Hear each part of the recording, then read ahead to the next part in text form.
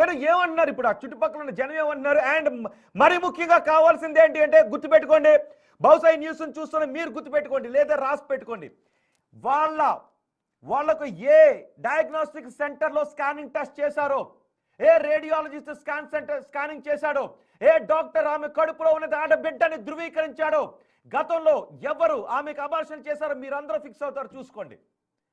మీరందరూ ఫిక్స్ అవుతారు చూసుకోండి. ఛాలెంజ్ చేస్తున్నా, బిగ్ టీవీ ఛాలెంజ్ చేస్తోంది.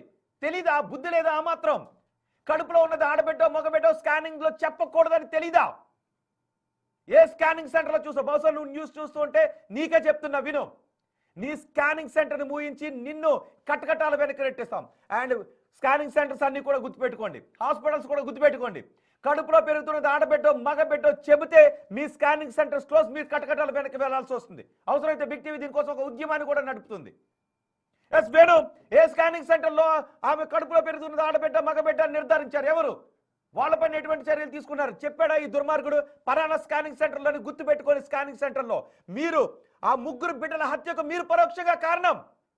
ఆ ముగ్గురు బిడ్డల చావుకి ప్రత్యక్షంగా ఆ తండ్రి కారణం అయితే పరోక్షంగా స్కానింగ్ సెంటర్లో అంతకుముందు అబార్షన్ చేసిన డాక్టర్లు మీరు కారణం. వేణు ఎగ్జాక్ట్లీ రోహిత్, అసలు ఈ స్కానింగ్ చేయకుంటుంటే, లింగ నిర్ధారణ పరీక్ష చేయకుంటుంటే, కడుపులో ఉన్నది ఆడపిల్ల అని తెలియకపోయి ఉంటే 2 సార్లు ఆపరేషన్ చేసేవాళ్ళు కాదు. మొదటిసారి 2023లో నర్సంపేటలో ఒక ఆర్ఎంపీ ద్వారా పరిచయం ఉన్నటువంటి నర్సంపేటలో డాక్టర్ పూర్ణిమ హాస్పిటల్, అక్కడ దాదాపుగా 100ల సంఖ్యలో లింగ నిర్ధారణ పరీక్షలు జరిగాయి. పాప అని తెలిసిన తర్వాత 65కు పైగా భ్రూణ హత్యలు జరిగాయి. సో అప్పట్లో ఆ డాక్టర్ పై కేసు నమోదైంది. ఆ ఆసుపత్రి ప్రస్తుతం సీజ్ అయింది. మళ్ళీ వాళ్ళు ఇతర జిల్లాల లోపల కూడా ఒక బ్రాంచ్ ఏర్పాటు చేసి కన్సల్టెంట్ గా పనిచేస్తూ తిరిగి ఇదే విధంగా లింగ నిర్ధారణ పరీక్షలు చేసినట్లుగా ప్రస్తుతం పోలీసులు ఎంక్వైరీ తెలియదు. 2024 ఎండింగ్ లోపల కూడా రెండవసారి గర్భిణి అయినప్పుడు కాజీపేటకు సంబంధించినటువంటి ఒక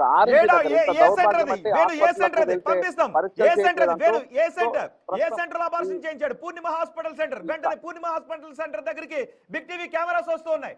చెప్పండి, గతంలో ఎందుకు అబార్షన్ చేశారు? డాక్టర్ పూర్ణిమ మిమ్మల్ని అడుగుతూ ఉన్నాం. ఏ హక్కుతో, ఏ అర్హత ఉందని మీరు అబార్షన్ చేశారు? ఎస్, మీ సెంటర్స్ దగ్గరికి బిగ్ టీవీ కెమెరాస్ వస్తున్నాయి, సిద్ధంగా ఉండండి. పోలీసులు మీ దగ్గరకు వచ్చి అరెస్ట్ చేసేంత వరకు కూడా బిగ్ టీవీ దీన్ని ఉద్యమంగానే తీసుకుంటుంది. ముగ్గురు ఆడబిడ్డల్ని చంపిన పాపంలో మీది కూడా భాగస్వామ్యం ఉంది. వేణు అంటే రెండోసారి మళ్ళీ ఇది పూర్ణిమ హాస్పిటల్లో డాక్టర్ పూర్ణిమ మొదటిసారి లింగ నిర్ధారణ పరీక్షలు చేసి నిర్ధారించి అబార్షన్ చేస్తే, రెండోసారి కడుపుకొండ ప్రాంతం, కాజీపేట శివార్లు కడుపుకొండ ప్రాంతంలో ఒక ఆర్ఎంపీ వైద్యుని వద్ద ఆమెకు లింగ నిర్ధారణ పరీక్ష చేయించారు. అక్రమంగా అది అక్కడే అబార్షన్ చేయించారు. సో ఈ క్రమంలోనే ఆమె తీవ్ర అనారోగ్యానికి గురైంది, ప్రాణాపాయ స్థితికి కూడా వెళ్ళింది. అంటే కనీసం మెడికల్ ప్రాక్టీషనర్స్, ఎంబీబీఎస్, ఎండీలు కాకుండా ఒక ఆర్ఎంపీతో తనను చంపే ప్రయత్నం చేశారంటూ కూడా ప్రస్తుతం ఆ యొక్క మృతురాలి తండ్రి కూడా చెప్తున్నారు. సో అంత దౌర్భాగ్యంగా తన భార్యను ట్రీట్ చేశాడు. అబార్షన్ కంప్లీట్ అయిన తర్వాత తిరిగి మళ్ళీ 2025 ఎండింగ్ లోపల కూడా ప్రెగ్నెన్సీ వచ్చినట్టు తెలిసిన తర్వాత మళ్ళీ ఈ యొక్క వరంగల్ సంబంధించిన ఒక మరో ఆసుపత్రి లోపల లింగ నిర్ధారణ పరీక్ష, సో పాటిల్ అనేటువంటి ఆ వైద్యుని వద్ద ఈ 3వసారి కూడా లింగ నిర్ధారణ పరీక్షలు చేశాడు. ప్రస్తుతం ఇక ఈ ప్రెగ్నెన్సీ తీసుకోమంటావా లేదా లేకపోతే చంపేస్తారంటూ బెదిరింపులకు, అంటే ఈ విధంగా ఈ యొక్క రైట్ వేణు హర్మకొండలో జరిగిన ఈ దారుణంలో మగబిడ్డ కోసం వెర్రెత్తిపోయిన ఈ అజారుద్దీన్ తో పాటు అజారుద్దీన్ కుటుంబ సభ్యులు ప్రత్యక్ష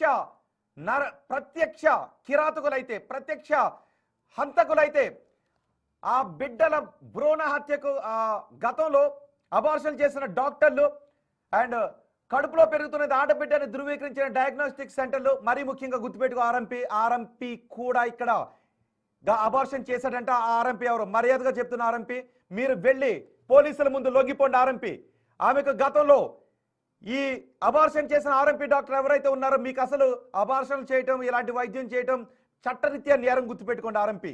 అలాంటి వైద్యాలు మీరు చేయకూడదు. మీరు ముందు వెళ్ళి పోలీసులకు లొంగిపోండి. బిగ్ టీవీ మిమ్మల్ని హెచ్చరిస్తోంది. ఇలాంటి ప్రాక్టీస్ ఎవరైనా చేస్తుంటే మానేయండి, బిగ్ టీవీ హెచ్చరిస్తోంది. ఒకసారి ఈ ఘటన గురించి ఎవరేం మాట్లాడారో చూద్దాం.